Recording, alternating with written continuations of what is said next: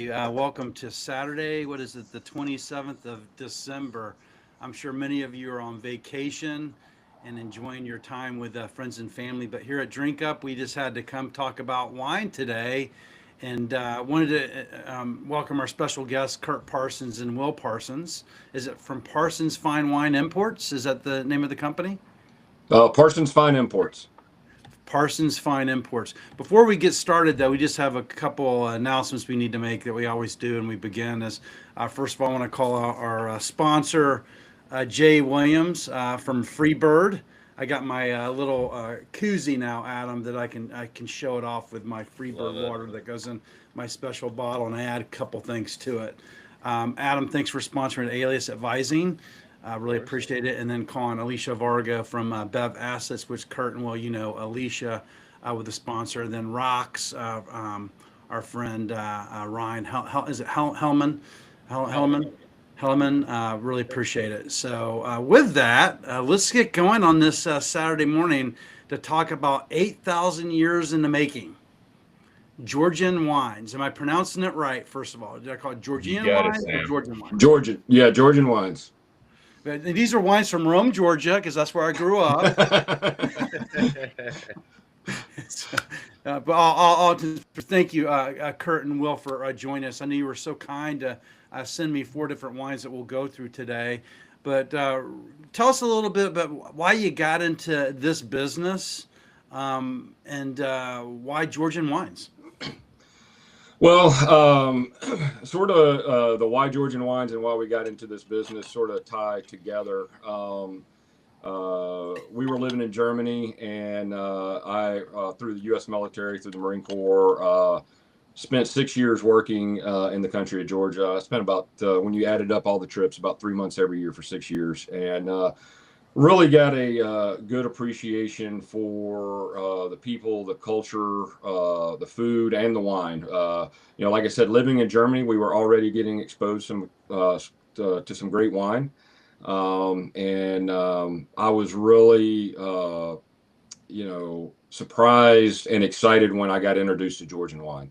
It just really blew me away from the very beginning, and that was just some of the basic wines that you would get, at a local grocery store or market or a restaurant. And then I made friends with a gentleman, Misha Akubardia, who owned a wine shop in Georgia and had been in the wine industry, like most people are in Georgia, it seems like. And he introduced me to a lot of the smaller family wineries and wines that really focused on producing good quality wine, and a lot of the wines that keep that historical wine culture alive, like they've been doing it for 8,000 years. A lot of the traditional methods, and over the years, spent more time at Misha's shop.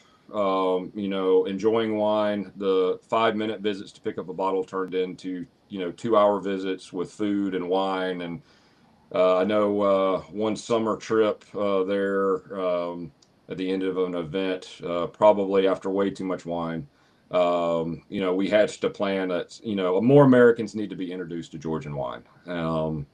So a few years ago, I decided to start a business, and talking with Will, who was eventually studied wine at the University of Kentucky. Um, we reached back out to Misha and said, "Hey, you still want to do this?" And bring Georgian wine, great Georgian wine, into the United States. So that's how we got started. Oh, wow. So, And well, it's the birthplace of wine. So So well, kind of poetic to start 8,000 with the years. And you birthplace. studied wine at University of Kentucky. Yeah, so I was actually going to school for nursing originally, but having Okay. grown up in Germany, Kirk had no problem adopting the European approach of parenting. And yeah, you can have a little wine with dinner. And so I did have exposure earlier on. but I was going to school for nursing and failed anatomy and realized I'd probably make a pretty bad nurse if I can't Well, pass I was anatomy. thinking if you studied wine, was it with the fraternity? Were you the social chairman? Because that's how I got in the business. I was the social chairman of my No, fraternity. no, no. University of Kentucky actually has a great distillation wine and brewing program. And now, Oh, being wow. in Kentucky, most people go that distillation route, but they have a phenomenal wine kind of sector to it as well. So you can really tailor it to kind of what industry you want to go into. So yeah, studied wine there, got really into it, became a huge wine nerd, and just when Well, that's why Kirk you took the big question earlier today. You're like, hey, Kurt, I got it. Well, he Good to have phoned me up and said, "Hey, I'm thinking about finally pulling the trigger and starting this business. If I did, would you help me out with it?" And Yeah. that's kind of your dad asking you that is, you're going to help me out with it. I mean, I fell in love with wine, just all things wine, and yeah, so started about 3 years now. So a couple of things.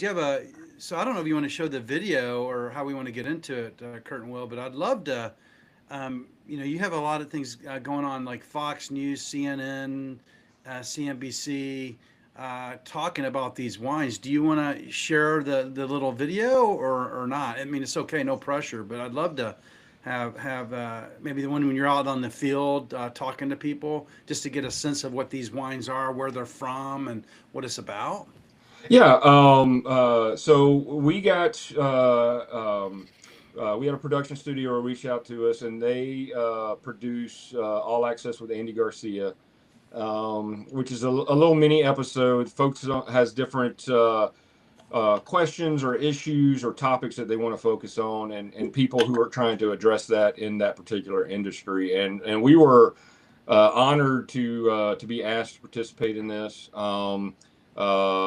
And Sam, like you said, they created a commercial for us as well. That commercial aired a couple weeks ago on Fox Business nationally, and we proved that it was nationally because we had friends and family across different states and cities watching it. And yeah, in 26 they're going to run the episode on public television and across the major public television markets across the country. And it'll run all of 2026. So yeah, I can show it if it's the episode is just I think 3 minutes and 45 seconds. So if that's okay, Yeah. I can show that Well, real yeah, quick. I'd love to just share it, and it'll always be on Drink Up forever now. Yeah, unfortunately, we didn't get to meet Andy Garcia. We tried to, he played the president of Georgia in a movie once. So we, tried to work that angle, but, Yeah. yeah, let me, It's my sister country. Yeah, when we talk about importing orange wine from Georgia, a lot of people stop and be like, "I would have thought peach wine," but I mean, I different. literally thought that. I was on a podcast last year and we were talking about orange wines, and I was thinking they were from Rome, Georgia. That's funny. okay. So I don't know if this, I don't know. That's gonna. That's a weird. yeah, it's a weird, let me, stop sharing and see what, You have to share your screen, and then make sure you click volume on the screen. So stop sharing and then share screen. And this is cool. This is how we go live, by the way. So this always happens. Okay. So you got to stop sharing, I think, Kurt. There you go. And then when you choose share, choose screen, and make sure you toggle on the volume. okay. Or it's maybe Okay. tab, actually. I think you might want to share tab. It's not screen, so you have to share tab, and then make sure you toggle the volume, and then go to the tab where where it's at. It says share window, share screen. So choose Okay, window and and then- then select the window that's using the video. That should do it. And then you should make Okay. sure you hit the volume, though. Some people forget to do that. You should have rehearsed this earlier, but that's how Right. it goes. Get a look into the behind the scenes. So Kurt, why? Will, while Kurt's trying to figure that out, where are these? Where can you find? Well, there we go. We're going.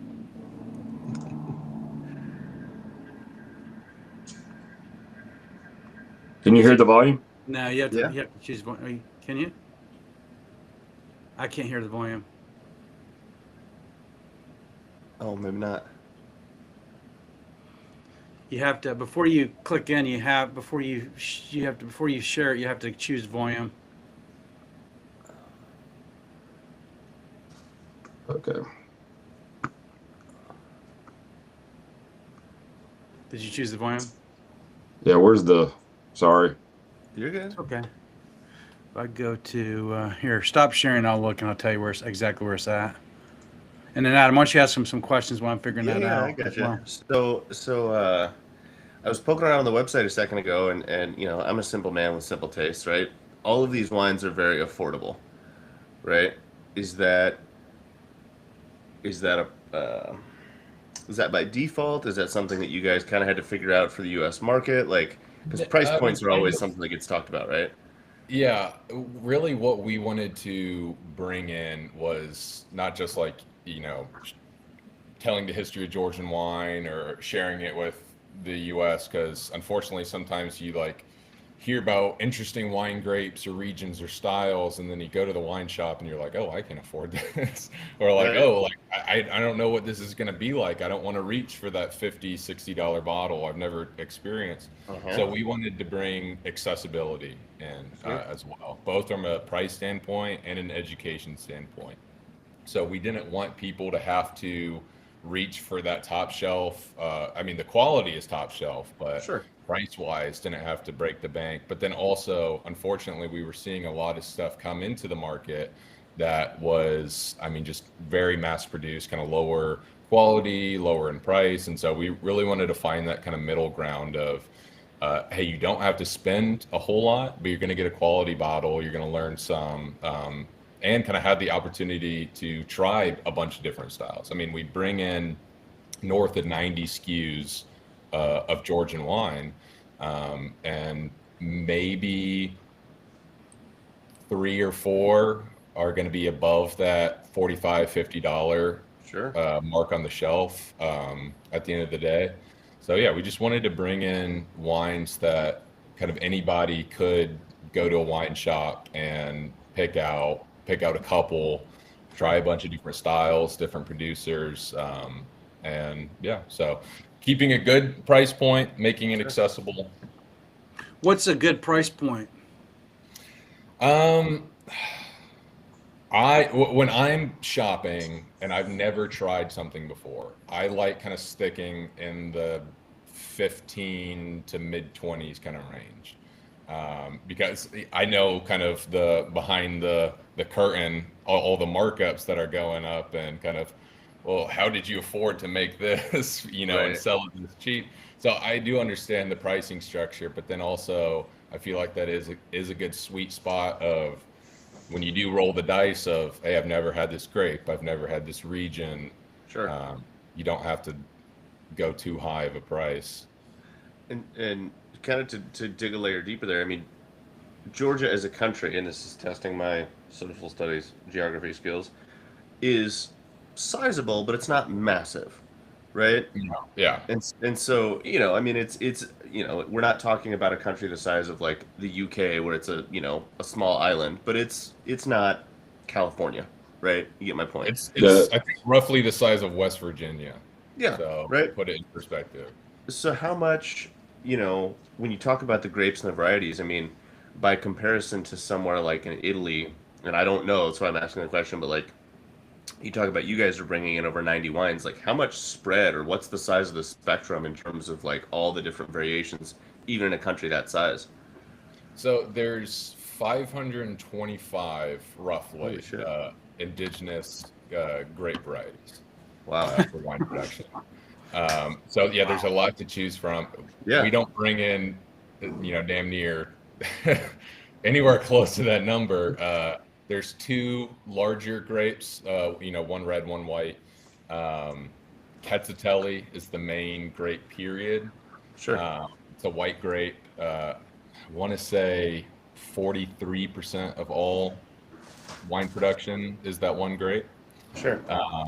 So, and 75%, I think, give or take, of that 525 is different white grape varieties as well. Sure. But what we try to bring in is that core Quetzaltelli, Saperavi is the main red grape, but there's so many different styles you can have it in. Off dry, skin contact, full bodied. It can drink, like a Pinot Grigio. It can drink like a, robust Burgundian Chardonnay. And Saperavi is, depending on where it's grown and the kind of regional style, it can be really robust and rich and full bodied. It can be lighter bodied and drink like a Pinot. It can be made into sparkling wine. It can be made into off-dry wine, which Sam has a bottle we'll talk about, Kinsmarali. So, but we do also try to bring in the kind of regional grapes that are most well-known in that region or kind of famous for that region. Just like any country, its wine regions has grapes that they produce more of, or they're kind of stylistic in that region. So we do try to bring in a diversity of the grapes and styles. Sure. Hey, so I'm going to try one more time. Sorry, I'm a little hoarse here. So Kurt, when you click share, there's going to be you're going to choose your screen, but it's going to be tab, screen, or Windows. You want to make sure you open up the video in a tab, right? So have that open before you hit share. And then when you pull up your share, there's going to be a little toggle on the right. You just hit turn the volume on. Okay. And then you choose your tab. All right. And there's the pop-in guess always happens. Robert, me, Kurt, and Will. We're trying to share a video right now, Cogs. Cost of goods sold, Kurt and Will, is Robert's nickname. How you doing, everybody? Good, buddy. How are you? Good. How are you? We're just technically challenged today. It's my fault. I should have had the video ready to go, so I'm trying to describe what to do. While you're doing that, I will provide a very worthwhile interstitial to help translate what Kirk. Are we going to talk about ice wines? No, that's just one of the topics, but it explains why I actually can say this. The nowhere thing or two, but a thing or two is going to prevail right now. First of all, a little bit of translation about the Caucasus Mountains where Georgia exists. It is one of the gateways of pretty much every civilization adjustment in the history of our civilization. It lies between the Caspian Sea and the eastern shores of the Black Sea. And we have the Greater Caucasus and the Lower Caucasus. And some people might be familiar with the Basque region in northern Spain on its autonomous growth over millennia. These guys are dealing with wine traditions. You heard the 8,000 years, right? They may be underestimated. It could be 10 to 15,000 years, because what Kirk and Will encounter and have to process all the time are encounters with wine making techniques that no one even knows about, that have been secluded, untouched, and been going on for thousands of years up in those Caucasus Mountains. So I just wanted to offer a little translation. I ran into a particular Georgian character, and every time I imitate his accent, I have to explain. Not Atlanta, Georgia, the original Georgia. Yeah, we talked about that earlier because I'm from Rome, Georgia, Robert. Hey, Kurt, have you figured out how to share it, or are we just going to cash in? I do share screen or share window, and I don't see anything about it just asked me if I want to share this window or share this screen, and it doesn't give me a volume option. Because usually it should pop on your thing. It must be your computer that you're on. Because it usually this is actually the next.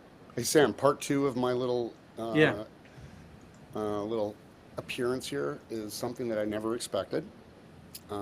Will and Kirk will probably know more about how cool this is than I do.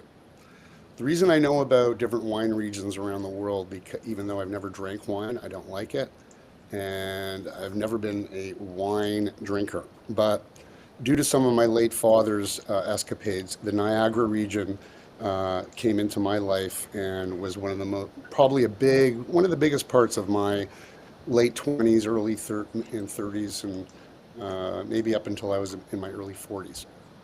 And because of the business we did in the Niagara region, I was approached by a longtime friend who I call a wine lifer. His wife teaches enology, which is the fancy word for what Will was referring to earlier.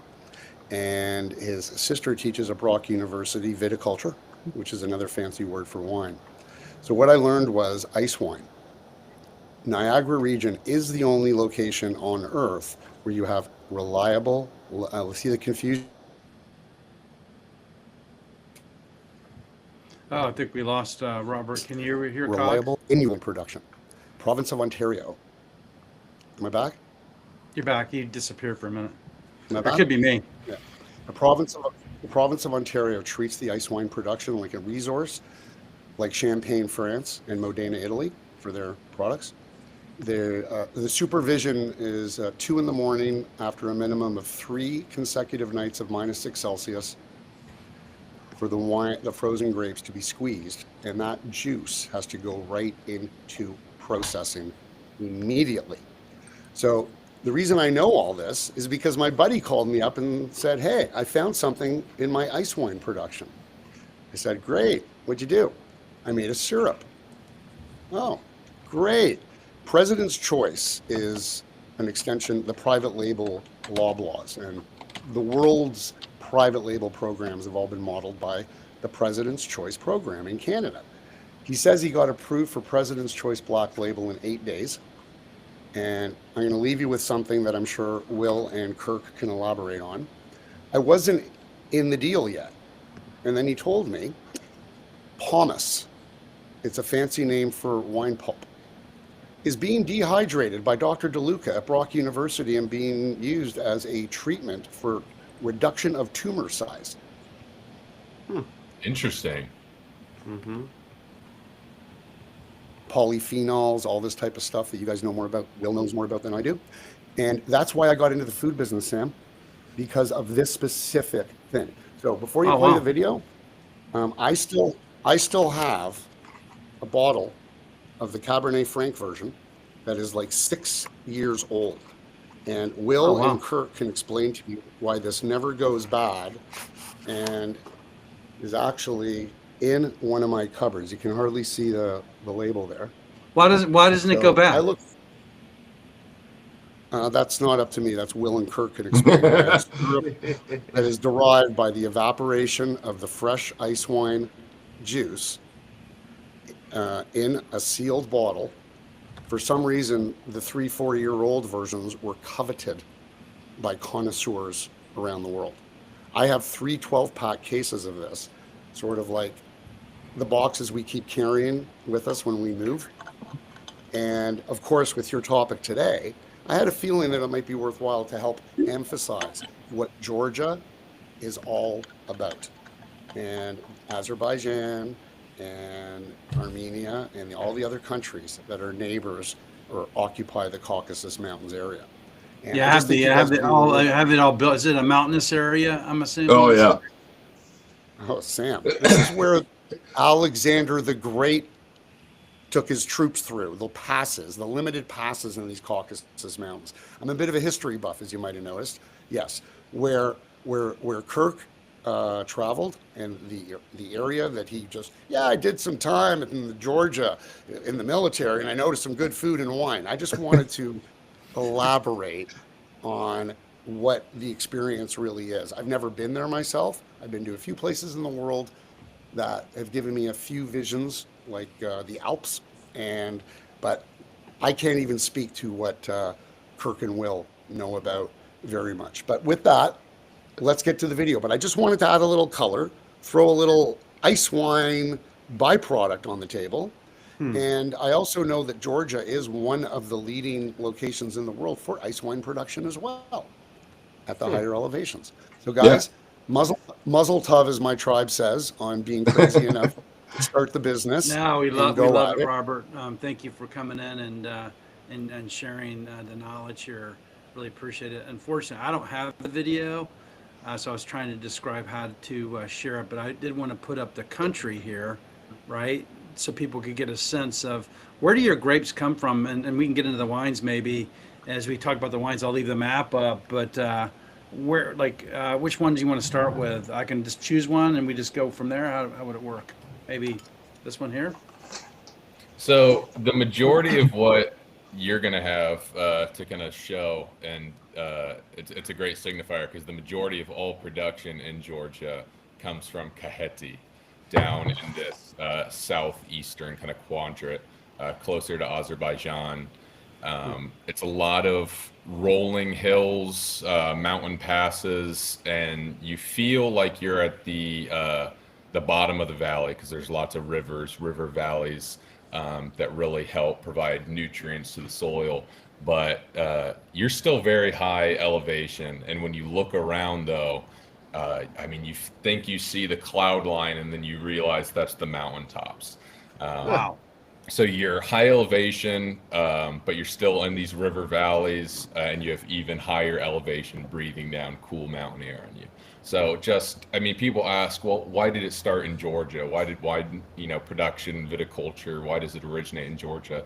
Because in my opinion, it's one of the best places in the world for wine to be for wine grapes to grow. I mean, like I said, nutrient-rich soils, river valleys, lots of water. I mean, lots of sun exposure as well, so the grapes can ripen beautifully. But then again, that mountain air just breathing down, so the grapes can retain acidity perfectly as well. Is it a pretty constant temperature there then? And I mean, it can get very cold. It can get very cold, but it can also, I mean, get very warm as well, which kind of is surprising for how high up you are in elevation.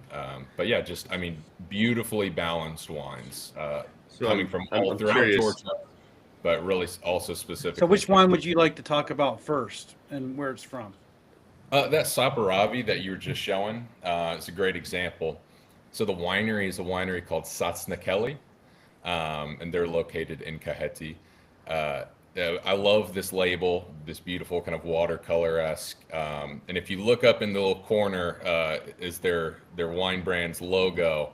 And it looks like three gentlemen in a little wooden rowboat together, but it's actually a wooden trough, which is what the winery gets its name from, a Satsnakeli, which is the old wooden trough that you would put the grapes in after harvest and foot stomp. So they're not in a little rowboat, they're actually foot stomping grapes. Saperavi is a Teinturier grape. So it already has this red pulp and juice. So unlike most red grapes, you can't make a white wine from it.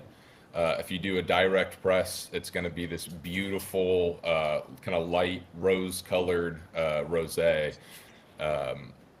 And Saperavi means to paint or to dye black because of just how dark it is. I mean, just an immediate kind of like pulling the juice straight from the tank. It looks like squid ink. It's insane, but it is a phenomenal wine that can be made in so many different styles. Do you have to drink? Does this have vintages on them? Are these vintage wines? Or Yes. Yes. I believe that one's a 2021, if I remember correctly, what we sent you. And Saperavi is one of the ones that most people are, if they've heard of a Georgian wine in the U.S., Saperavi is probably the one that they've heard of. So a vintage wine, if it's 2021, does that mean you have to drink it within a year? Can you lay it down? I mean, someone said earlier that these wines can keep for a long time. Yes. So Georgians typically or historically have made wine to be drunk younger, or they prefer drinking it younger. I mean, it goes back to ancient times when you were just producing wine for your family. I mean, there wasn't really a wine market yet, or mass producing wineries. And then even when they were part of the Soviet Union controlled wine production, and it was all mass produced. It was mainly staying within the Soviet Union proper. But since, Georgia has this rich wine culture, every person was allowed to keep just a small, group of vines in their backyard or their lot, and just produce wine for themselves, for their family. So it was just, I mean, you would make wine, drink it, start over the next year.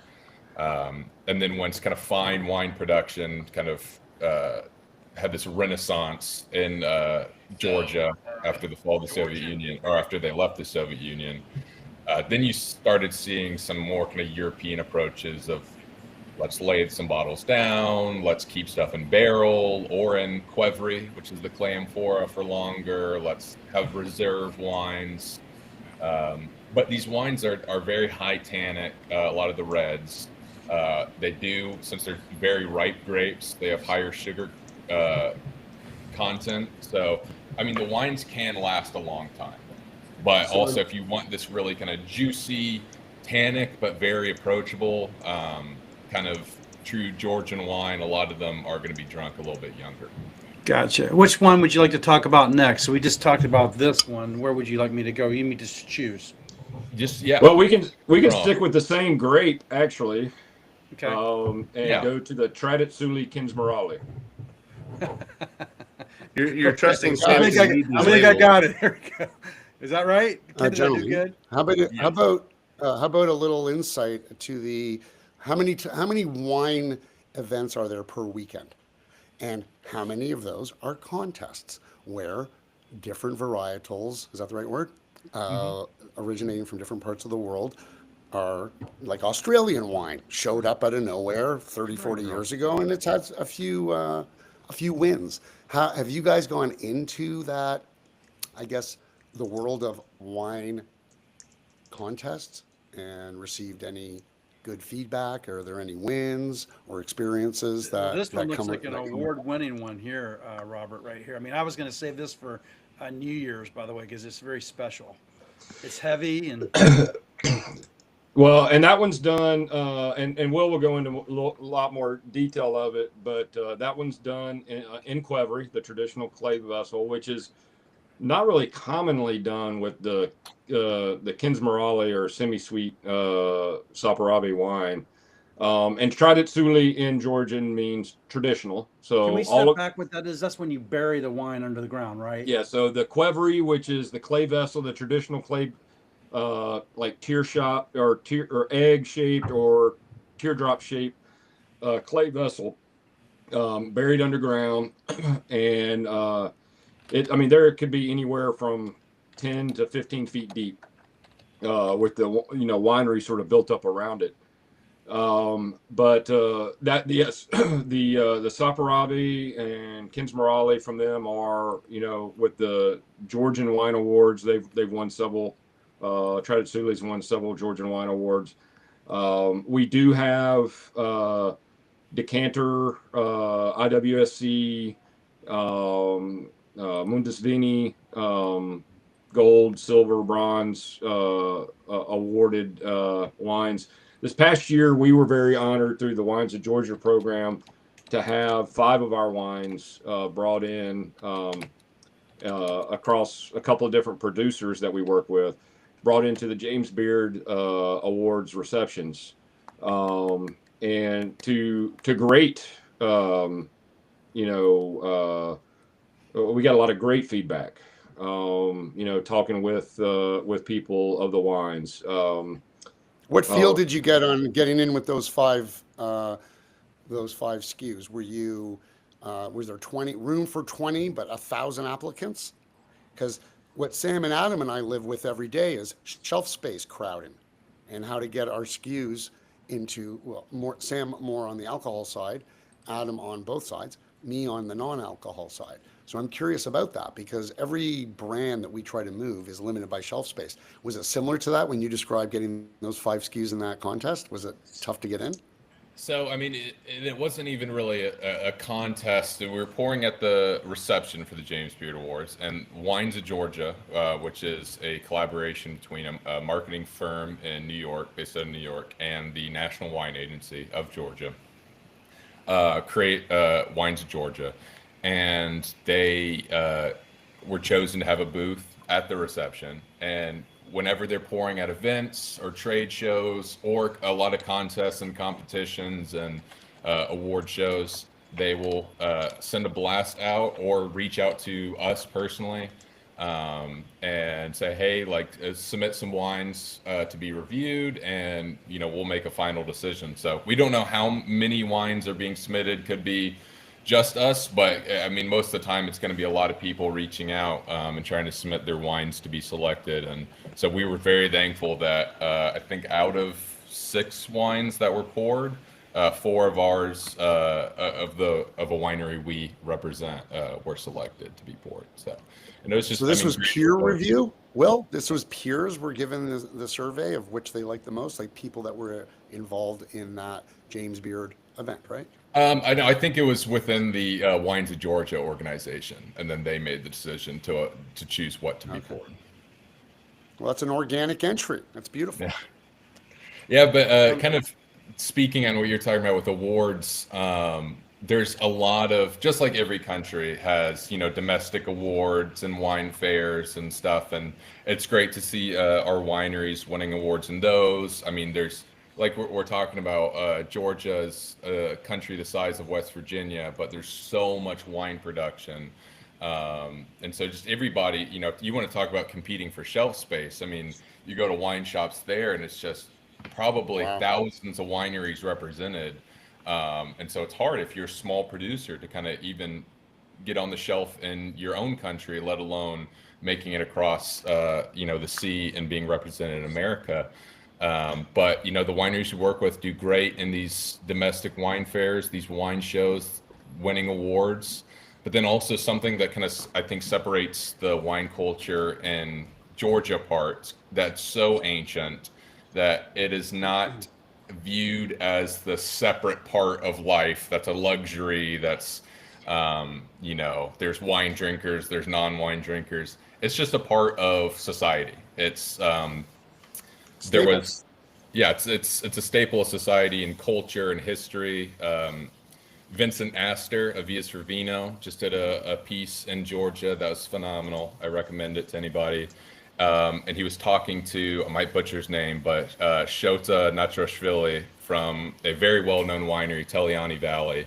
And he described wine as, I mean, just being a social lubricant. I mean, it's not, you can stop and talk about tasting notes, but I mean, really, you just want to have a wine that you can enjoy with conversation, and that's so good, you want to appreciate it, but you don't have to separate it from, you know, being together with loved ones or family or. So I found these containers. Is all that this is? These are the vessels that the wine goes in, right? Yes, these are the Yeah. Qvevri. And they go. How far underground do they go? So I mean, it starts when you walk through just like a lot of you know, European wineries or American wineries would have big barrel halls. When you walk through what would be the barrel hall of a very traditional Georgian winery, it just looks like a bunch of manhole covers. Because I mean, they're buried underground, but they don't go too deep. It's just the length of the actual vessel. And it's kind of crazy to see the wineries being built, because it's not like you just dig a hole and bury another one. You typically have to build the winery around the Qvevri. Since you're having, you know, a couple of these, or if you're larger scale, you'll have more, obviously, but being buried underground. Does that bring flavor to the wine? These are clay vessels. Does it bring, like, is there different types of clay that you use for different types of flavor? Are these older vessels? Do the wines like leach into the clay over time, and you put And new wine that's- in it, or you have to clean it, or all of the above? All the above. So, I mean, think about when you're having wine that's done in amphora from basically anywhere else in the world. What sets it apart is the amphora is going to be above ground. They're Yeah. typically, you know, not buried underground. And I mean, Georgians were so ahead of their time, not just inventing wine, basically, but they invented, you know, temperature control. They're burying them underground, so it's naturally temperature controlled. They come down the Qvevri to a very sharp point, so they don't have to filter the wine because everything is settling to the bottom after being in there for so long. So it's naturally kind of filtering the wine out. But then, yes, I mean, you're right on the head of it. All this, the nutrients and those flavors of the soil that it's buried in, because clay is very porous. So you're getting oxygen coming in, but then you're getting all these nutrients, these flavors. So if you want to talk about tasting, you know, the terroir I mean, you're truly tasting, you know, what's in that soil, which I think is beautiful. I mean, it's very authentic for wine. So for versus like picking a grape in the field in California, like you pick the grape in wherever in Georgian, right? Then you place it wherever you place it in the soil, you're going to also get more flavor in that wine, right? There you go. Well, you can't go terroir without a little definition for everyone. Oh, look at that. That's So, what it yeah. looks like. Okay. So terroir, in layman's terms, what we're talking about when we're talking about terroir is tasting the place, tasting where it's from. And so there's a lot of different factors with that. There's climate, there's you know, just My different weather question was going to be patterns. about altitude. Well, I wanted to ask a full Altitude is a question great about one. altitude and how that has a big effect. Terroir. And then, I mean, the biggest one though is just the soil type in general. I mean, if you have, you know, flint in your soil, you're gonna have that kind of flintiness in the wine. Clay, sand, you know, and also water. If you know water can be held, or if it's very rocky and you know the vines really have to suffer to get down and find water and dig deep, and so there's a lot of aspects and factors that play into what terroir is. But just very simply, it's just tasting truly kind of where the grapes are grown, where the wine is coming from, tasting the place. So there's a couple people coming in. Adam, you want to make some comments from LinkedIn for everybody? I think a couple showed up. Get back to it here. I mean, obviously, Kogs is here. We've got Duncan. I think you guys answered him. I know you did. Jeremy's question on the Kevri, in terms of how production was happening. I think that's it as far as the comments, at least from what I'm seeing. I wanted to ask before we had to let you guys go. So, we talk about all these wines. If you were to ask me before we got on the show today, where you know winemaking started, I, like most, you know, people in the dark who just consume it and don't really think much about it past that, would have probably said, you know, France, Italy, pick somewhere in you know more traditional Western Europe, right? Why is it, I guess, what's the reasoning behind why, you know, maybe Georgian wines aren't as popular if that's where they started? Well, one to sort of go I thought this might be a history lesson that you could explain us, Kurt. Yeah. So go with the one part of history is what a lot of people don't realize is to go back to your, you know, elementary school or middle school mythology classes or anything on mythology. You know, Jason and the Argonauts, the Golden Fleece, all of that from Greek mythology. That's Georgia. Okay, sure. And actually, the way the truth behind the Golden Fleece myth is the way Georgia used to be a very gold rich country. And the way they used to mine and then sift, you know, for the gold was to use fleeces. That would get the flakes of gold, you know, in the fleece. So, you know, that's the truth behind the Golden Fleece part. But, you know, as you think of it, as they're exploring, as these Greeks are exploring east across the Black Sea, they're bringing that back across. So then that wine that was already being produced in Georgia is coming across the Black Sea back into Greece. And then, you know, when Rome takes over, then it's Italy. And then, you know, it goes beyond, you know, continues to spread throughout. Sure. So a very rich history. And then like was Cox was mentioning earlier with the Silk Road. I mean, that was you know, Tbilisi was a hub. I mean, you see it referenced even in different movies. I remember watching the little series about what was it, the guy in Genghis Khan's court, there's multiple times where Marco Polo, the series Marco Polo, multiple times where he's down in Tbilisi, goes down to Tbilisi, because it was a crossroads for civilizations. Sure. it started expanding when it was the Russian Empire again, and there was an expansion of wine going out of Georgia, and then also techniques and methods coming into Georgia. Some from, they had a very close connection with France and what was going on in France. So you started seeing an early arrival of some of the oak barrels and all of that. But then what really had a major impact on it, like Will mentioned earlier, was the Soviet period. So it really became insular during that period. Sure. Stalin was Georgian, so he understood Georgian wine, but then you see that Soviet mindset of that mass production where they stopped being wineries and became wine factories. And that's why you really only see about 26 to 30 grape varietals most commonly used in Out wine of that production. 525, I mean, Right. Yeah. Because they wanted those strong, hardy grapes that could grow anywhere that they could just mass produce. Sure. And then get throughout the Soviet Union. But it was really only within the Soviet Union proper. Sure. And that's why, like in the, former Soviet diasporas around the world, especially here in the U.S., there's still a, hunger and desire for Georgian wine, but you didn't really see it as much. And then even after post-Soviet, it was still, Russia was still the heavy trading partner for Georgian wine. I mean, probably 90% of Georgian wines were going into Russia.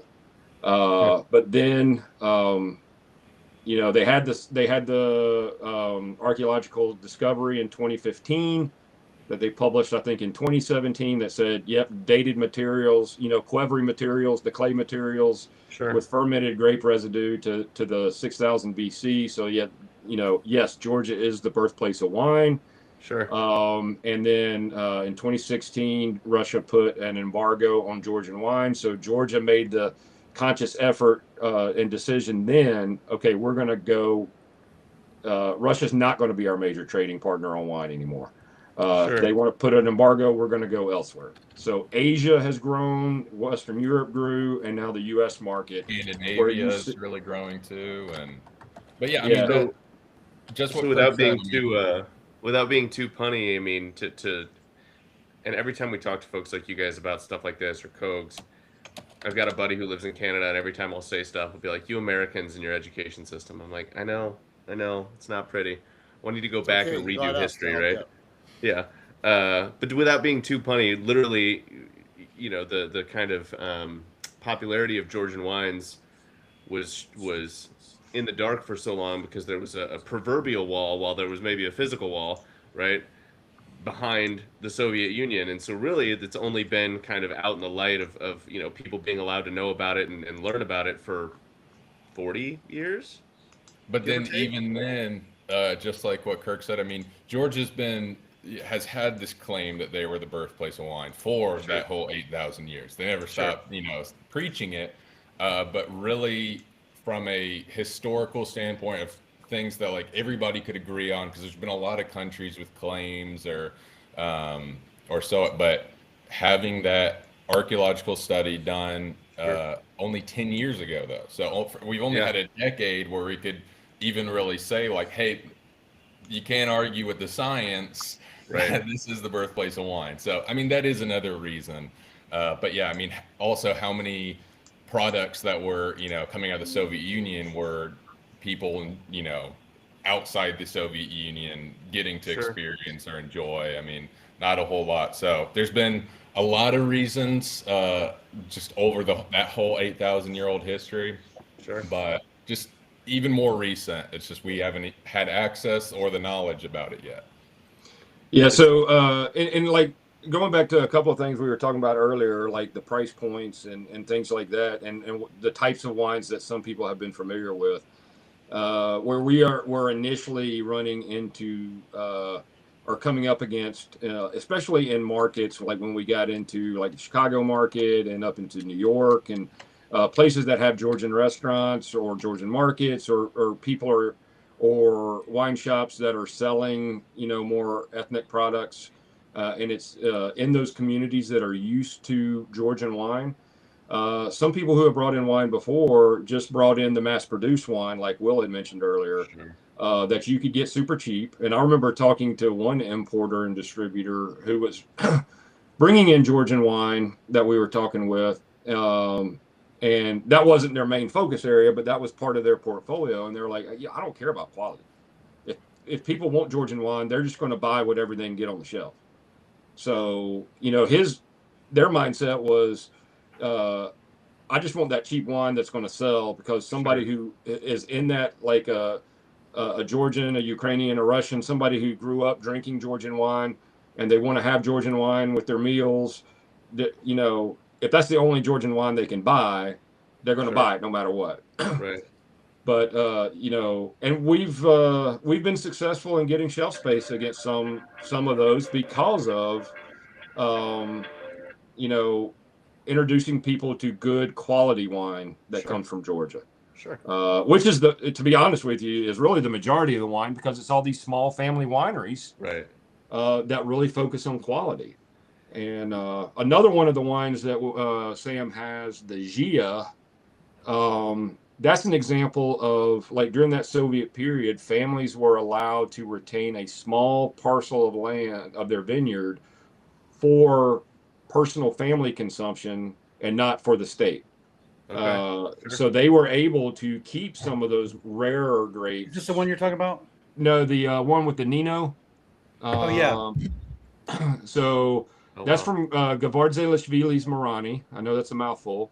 Georgi Gavardzelishvili, an incredible winemaker, but he only does about 4 or 5 wines, all Qvevri, very small production, no more than 2,000 bottles, or I think it's no more than about 2,000 to 3,000 bottles a vintage per wine. And but that Gia is a rare grape. It's one of those that a family was able to salvage and grow for their production. And then you had winemakers over the last like 10 years saying, we want to bring some of those grapes and those and start making wines out of those to bring those back. So you'll see a lot of Georgian grapes that, you know, other Georgian winemakers or people in the wine industry will look at the bottle and be like, yeah, I've never heard of that grape. Which I feel like is pretty cool. I mean, I know Italy has a lot of indigenous grape varieties as well. I mean, I don't know if every Spanish winemaker can name, you know, every grape variety native to Spain, but I mean, you typically see this kind of what Kirk was saying, this core kind of 30 or so that are really in production. So it is cool to kind of see, you know, people's eyes and face light up and being like, I've genuinely never heard of this grape, or I've never tasted a wine from this grape. And Sure. I think I figured out the video, guys. Did you? Should we try? Yeah. Let's try it. Absolutely. I'm We should gonna wrap up try. on that. I could keep asking historical questions all day. We're gonna try and see here, see if it pops up here. Can you see the video? Yes. Yeah. Okay, here we go. Can you hear it? Yeah. Welcome. I'm Andy Garcia. Wine, beer, and spirit producers are working hard to pour their well-honed skills into our glasses. Join us as we take a look into this spirited industry.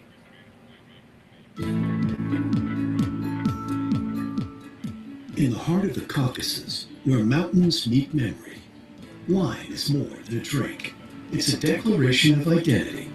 I love For over bringing this to 8,000 life. years, I mean, this through is great. Invasion, occupation, and silence, the Georgian people stayed close to their roots, not just in how wine was made, but why it mattered. Yet many Americans are unaware of where wine originated from. Georgia is the birthplace of wine. There was a discovery in 2015 that dated back to 6000 BC and showed that Georgia's been producing wine for over 8,000 years. So it is the birthplace of wine, and it's where wine grew from to the rest of the world. One thing that has sort of hindered people from knowing about Georgian wine was during the Soviet period, where it was very insular and not a lot got out of the Soviet Union proper, and it was more restrictive. As wine lovers and sommeliers around the world begin to discover the rich and diverse flavors of Georgian wine, this small nation's wine industry is poised to finally get its moment on the global stage. When we talk about traditional winemaking in Georgia, and a lot of times you hear that 8,000-year-old traditions, something cool about Georgian wine is a lot of the wine that's made in Georgia today is made in that same 8,000-year-old tradition. What we're talking about is the use of what's called qvevris or qvevris. They're large clay amphoras, but not typical of the clay amphoras you see in other countries. They're not above ground. They are large vessels, sometimes 15 feet deep, that get buried underground. And it's because not only did Georgians invent winemaking itself and the wine that we know today, but they were way ahead of their time, because burying it underground allowed for the natural temperature controlling kind of elements that the earth provides. Just like how it's a lot cooler in your basement, same thing with wine. You don't need cooling jackets around tanks. It's buried it underground. And they come to a sharp point, slowly filters down to the bottom.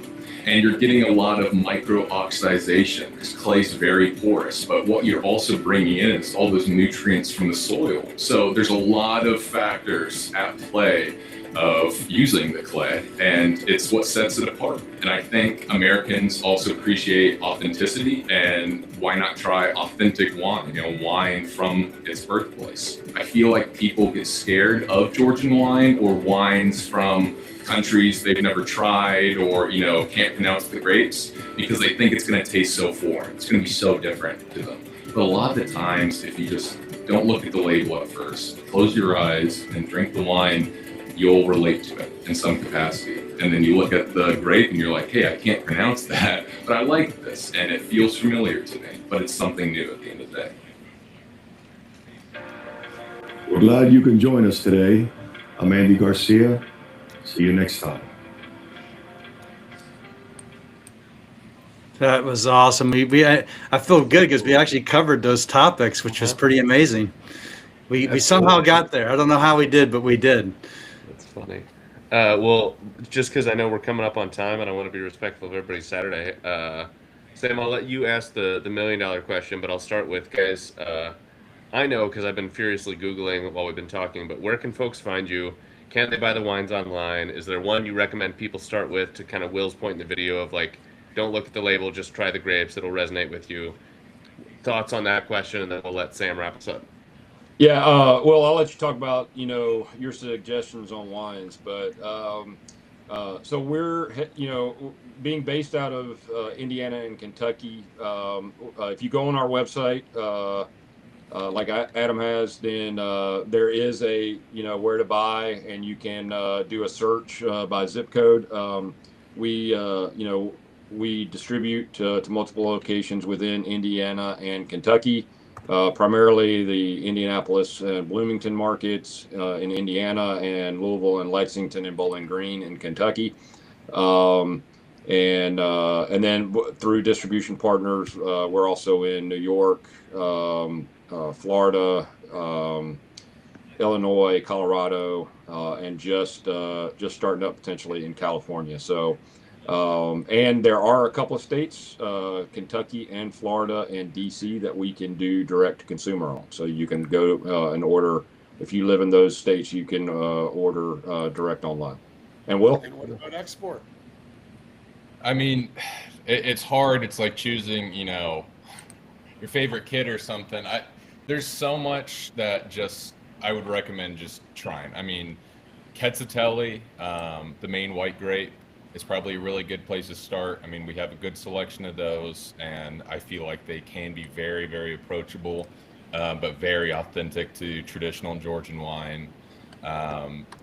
Really, I mean, you just got to try it all. I mean, it's hard to just pick one because there's so many different styles. It's kind of saying, where should you start for Italian wine? I mean, it depends on your taste, depends on kind of how deep into it you really want to go, but just try it is all I could say. I mean, don't be scared. Don't kind of go in with preconceived ideas, or if you have had some of the wines or grapes before, just explore Georgian wine, because there's 525 grapes to explore. And I believe it does mention, like in the descriptions of the wines, which ones are Qvevri wines. I would try a Qvevri wine. If you want history in a glass, one of those Qvevri wines, and especially one of the white ones or amber ones. So this is a Qvevri. That's a Qvevri wine. I believe that's a Qvevri wine. All of the wines we sent you, I believe, were Qvevri wines. Yep. I feel like you guys should do Here's the one here, Kurt. Yeah, I so feel like all you of the guys ones we should, sent you are Qvevri. So you have no choice but to enjoy some Qvevri wines. All right, Adam's on his way. He's Well, driving down today. right. I'm like, I feel Man, like you you gotta guys do should the question. host a dinner with it. Do a little teaching, but I know Kogs is going to ask you about exports. So go ahead, Kogs. No, I didn't want to do that because we have 1 minute left, or we're in 5 minutes. We can go a little over here. You can ask. Go ahead. I just wanted to leave you with one little thing. If you ever get a crazy Canadian inquiry that just needs a case, a bottle, do not say no, because Sam knows a guy. Get it to Michigan and get it into anyone's hands in Canada. Sam does know a guy. Okay. Yeah, 100%. And then we have to ask the question, if we can just stay a few more minutes, is we always ask everybody that joins us this question. It's really important. So I can repeat it too. But what is the difference between success and failure? For us in this, for us with what we're doing and in this industry, success is seeing people excited and to have somebody come back and trying the wines and getting the wines into places that aren't necessarily the where I think a lot of people in the Georgian wine industry go wrong in the U.S. is they focus specifically on the ethnic markets. But these wines are phenomenal. And as we've branched out of the ethnic markets, we're not Georgian. So we don't have that type of connection, but being able to spread it outside of that ethnic market, when we do, people are excited.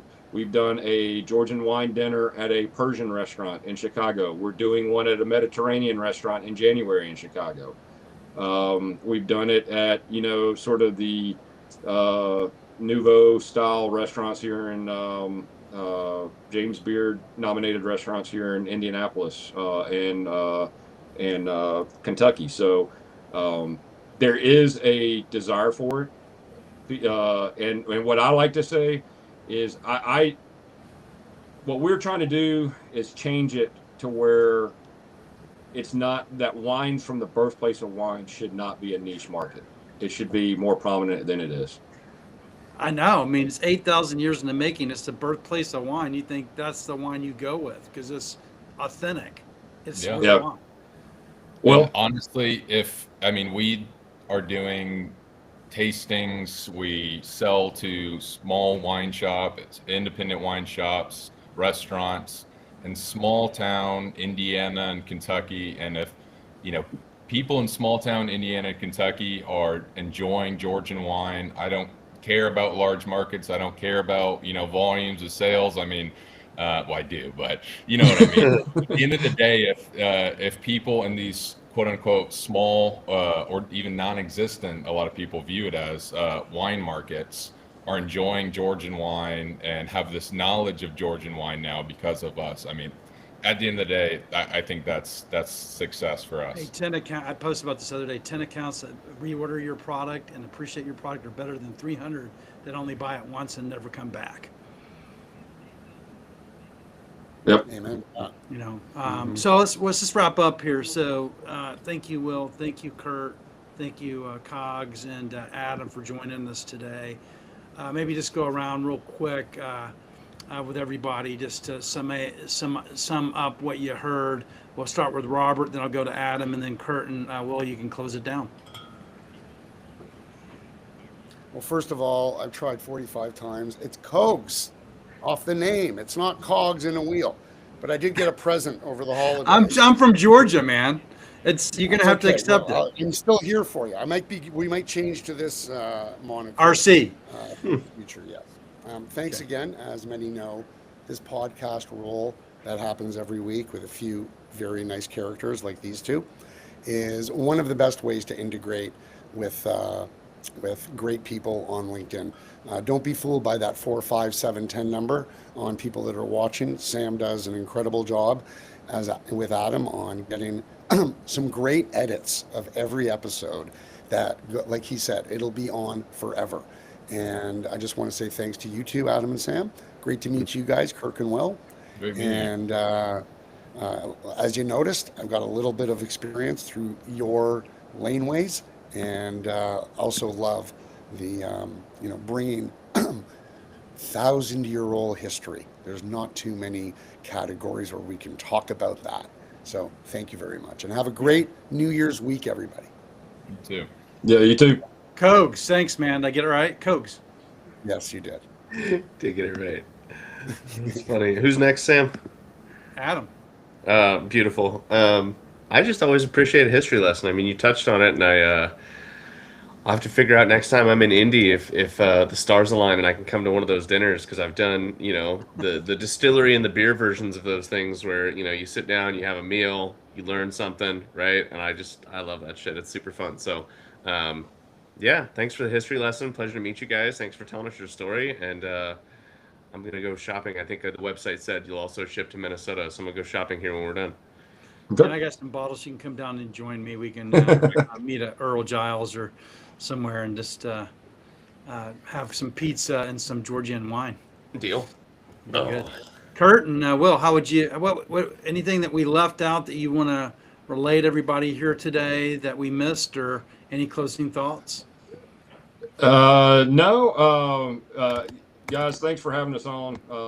This was a blast. As you can tell, Will and I love talking about wine, Georgian wine specifically, but we'll talk about any wine. And we are trying to branch beyond just that. We distribute other countries as well here, working with some other importers, and we're all we distribute some Ukrainian and Indian wines, so still staying sort of out of the normal markets or normal regions, but we are looking at expanding to import from some other countries this year in 26 as well. So growing that portfolio. Will does a great job of building our portfolio. He builds all of that, so all of the wines in our portfolio he's built. So he does a wonderful job of that, and we are excited in January, or 26, like we said, with the All Access, and we're going to do in January. We're doing a couple of premier events in Indiana. One up in Indianapolis, where we're also bringing in a friend of ours, Lisa Granick, who's written multiple books on Georgian wine, and doing a little movie premiere, Q&A roundtable, and masterclass, and then a portfolio tasting. So it's open to consumers and to trade. Hold on, before we leave, you guys are doing a movie about this? Well, no. So we're airing what you just saw. Oh, okay. The All Access episode, and I mean, that's Andy Garcia, man. Come on. I mean, And right, Kurt like, Parsons it's and basically Will a movie. Parsons. So maybe one day we will. Right. But, maybe we'll have our own little Georgian wine documentary movie. No, again, guys, thanks again for having us. This is great, and we're looking forward to an exciting 26. Will, is there anything else you want to add?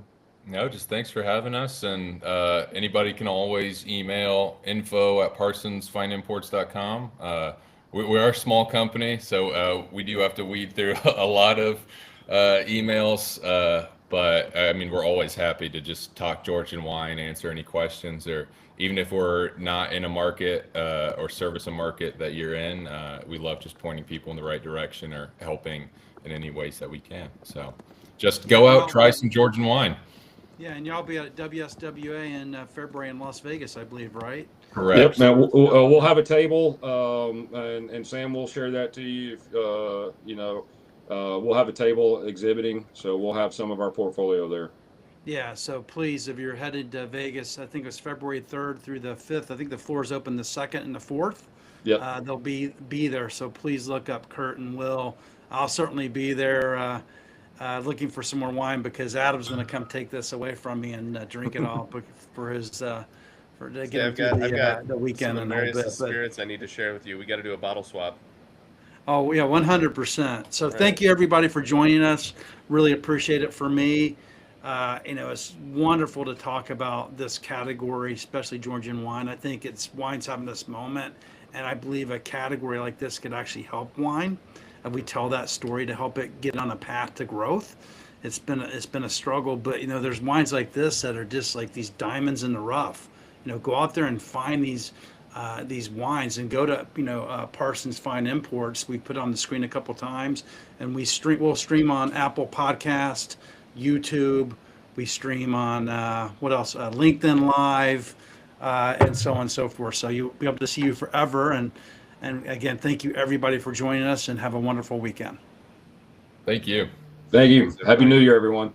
Happy New Year. Bye, guys. Happy New Year.